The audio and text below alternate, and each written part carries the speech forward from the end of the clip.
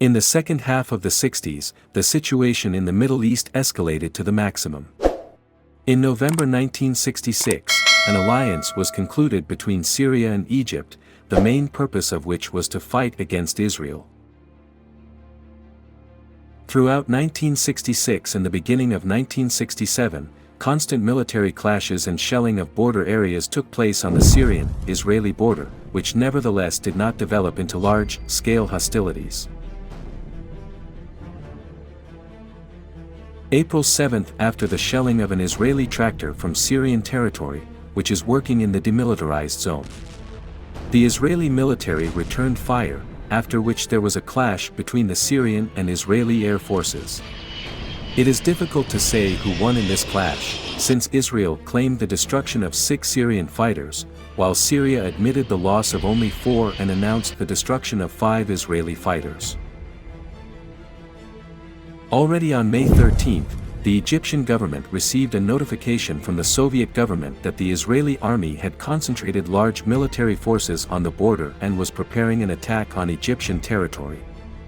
On May 14, Egypt begins mobilization and draws forces to the Israeli border. On May 17, Egypt's ally Jordan begins mobilization. Already on May 18, the Egyptian authorities demanded that the UN contingent leave their observation posts in the Sinai Peninsula. By the end of the day, this requirement was met. On the same day, the Syrian army reported on its readiness to start hostilities in the Golan Heights. On May 19, 1967, the Israeli government announces mobilization. Already on May 22, the Egyptian government announces the beginning of the blockade of the Straits of Tiran, thereby depriving Israel of access to the Red Sea. On May 25, the Egyptian Minister of War arrives in Moscow and asks for permission to attack Israel, but the chairman of the USSR Council of Ministers, Kosygin, did not approve of the idea of a preventive attack on Israel, saying that the Soviet Union was against aggression, but at the same time, the Soviet government promised to enter the war in that case if the United States takes part in the hostilities on the side of Israel. For this reason, the command of Egypt, despite the protests of the commander of the Egyptian Air Force, decides to wait for the attack of the Israeli troops. By May 31, mobilization was announced in Sudan, and Algerian and Iraqi troops began to arrive in Egypt and Jordan. In early June, Egyptian President Nasser called on all Arab countries to unite to destroy Israel. By the time the armed confrontation began, the Israeli army had 1093 tanks and about 300 combat aircraft at its disposal. The number of Israeli armed forces after the mobilization reached 264,000 soldiers.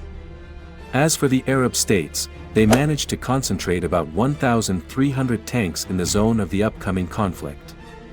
Also at the disposal of the Arab state were 957 aircraft and about 547,000 soldiers. The Israeli army started the fighting. On June 5, at 7:45, using almost all available combat aircraft, Israel launched strikes on Egyptian airfields. Strange is the fact that on the day of the Israeli air attack, the Egyptian air defense received an order not to shoot at military aircraft, since at that time there was an aircraft with the Egyptian military command in the air, which was inspecting positions in the Sinai Peninsula. In the current situation, Israeli aviation was able to practically unhindered not only strike at Egyptian airfields, but also make a re-flight at 10 a.m., which also turned out to be the most successful as a result of 2 air raids. The Israeli Air Force managed to destroy 304 of the 419 Egyptian aircraft and secure air supremacy. Since the Egyptian airfields were attacked from the west and north, Nasser accused the United States that the aircraft of the American 6th Fleet took part in the attack. At 11 a.m., Israeli territory began to be hit by Jordanian and Syrian aircraft. In response, Israeli aircraft attacked Jordanian and Syrian bases, which destroyed 28 Jordanian and 53 Syrian aircraft. Thus, the Israeli armed forces were able to deprive the enemy of almost all aviation. By the time the hostilities began, the Egyptian army managed to concentrate on the border with Israel 4 tank and 3 infantry divisions with a total number of 100,000 soldiers, which had up to 900 tanks at their disposal. In turn, the Israeli army concentrated on the border 3 armored divisions, as well as 2 infantry and 3 paratrooper brigades. Thus, the Israeli army had 70,000 soldiers and 700 tanks at its disposal. By about 8 o'clock in the morning, an armored division under the command of General Tal attacked the Rafah Pass and began to move deep into enemy territory. At the initial stage, the Egyptian troops did not put up intense resistance, as they considered the attack of the Israeli army in this area only a diversionary maneuver. As Tal's division advanced, the enemy's resistance increased significantly, but the Israeli troops, suffering losses, continued the attack. Very soon, the Israeli army reached the Khan Yunis railway junction. Continuing the offensive, Tal's division reached the city of Sheikh Zuwaid, where they encountered fierce resistance from the Egyptians. Despite the fact that the Egyptians were in the minority, the Israeli troops could not break their resistance. Only thanks to the requested air support was it possible to break through the Egyptian defenses. By the end of the day, the resistance of the Egyptian garrison was crushed. Tal's division continued the offensive and very soon, having broken the resistance of the Egyptian detachments defending the Jarati Gorge, by the evening reached the outskirts of the city of El Arish. On the morning of June 5, skirmishes began between Israeli and Jordanian detachments in Jerusalem. A little later, the Jordanian army began shelling Israeli territory. On the evening of June 5, the Israeli army launched an offensive, planning to surround Jerusalem and force the Jordanian troops stationed in the city to capitulate. Israeli forces used special searchlights aimed at enemy positions to put them on the defensive effectively. Immediately after the start of the attack by the Israeli detachments, the positions of the Jordanian troops were subjected to a massive shelling of artillery and tank guns. Despite the fierce defense of the Jordanian detachments, after a bloody battle that lasted about 4 hours, the Israeli army managed to break through the enemy's defenses. Some time later, the fortress of Latrun and the village of Har Adar fell into the hands of Israeli troops. The Jordanian detachments were forced to retreat, and the Israeli army continued to move towards the city of Ramallah. After the Israeli army completed the task of encircling Jerusalem, battles began for the city. Very soon, Jerusalem was under the control of the Israeli army, which continued to push the Jordanian troops on the west bank of the Jordan River, using its air superiority.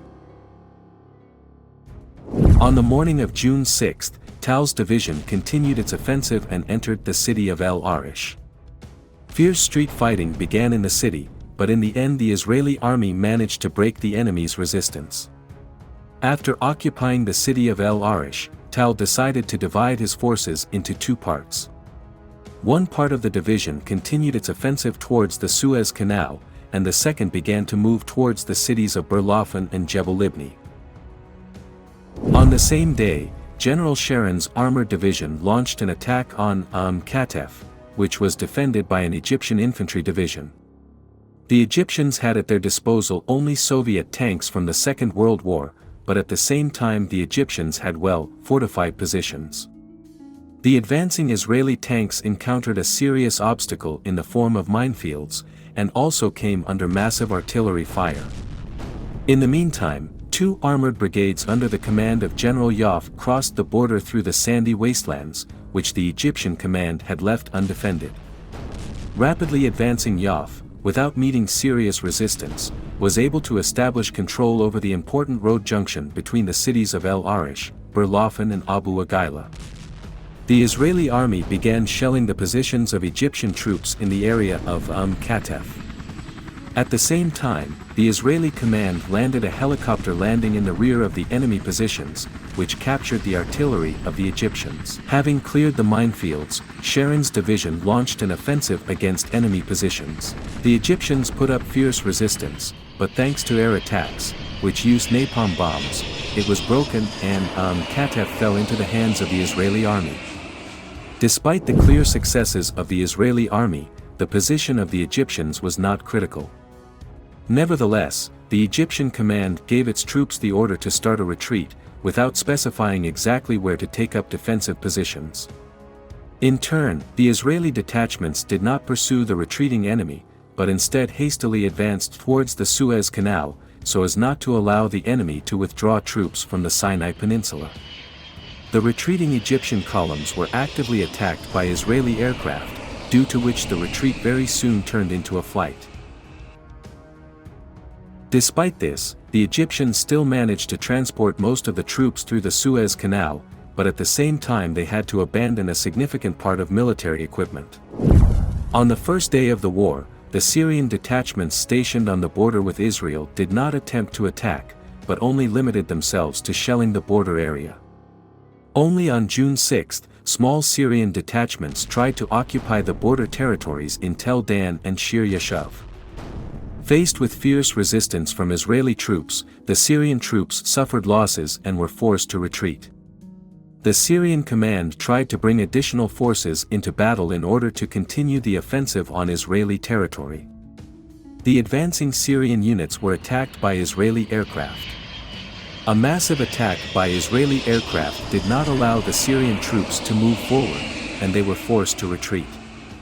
On June 7, an Israeli helicopter landing force landed in Sharm el-Sheikh and took control of the city. On the same day, the Jordanian troops were ordered to retreat and the western bank of the Jordan River passed into the hands of the Israeli army. By June 8, the Israeli army managed to crush the resistance of scattered Egyptian detachments and establish control over the entire Sinai Peninsula. At 3 a.m. on June 9, after receiving a letter from the Egyptian president, Syria announced its agreement to cease hostilities.